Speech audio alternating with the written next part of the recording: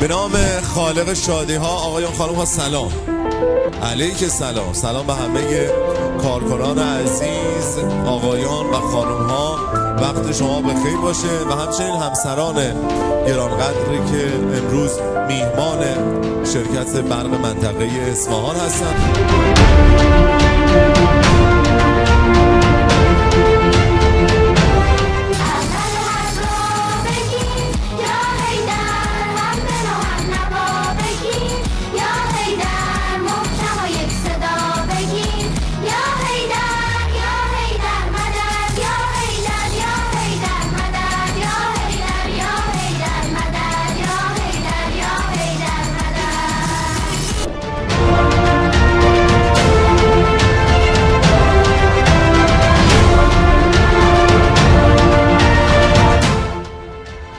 امروز اگر اشتباه نکنم میزبان 19 نفر از همکارا هستیم که در پایان سال گذشته به افتخار برد شستگی نائل شدند. مطمئناً این عزیزان هر جایی که روشنایی دیده بشه، چراغی دیده بشه، نمیدونم توی بیابون‌ها که میریم دکل برقی ببینیم، تیر برقی ببینیم، یادآوری میشه زحماتی که سالهای سال کشیدن و نقش و تأثیری که در تامین برق مردم و رسوندن نور و روشنایی برای مردم داشتن موثر بودن. و هر جشنی که برگزار میشه و هر مراسم مبرقی و طبیعیه که ناخواسته به مصرف بهینه برق و ناتوازی برق بپردازیم. به هر حال ما به عنوان کسایی که سالهاست در صنعت برق داریم کار میکنیم، طبیعیه که دغدغه تامین برق پایدار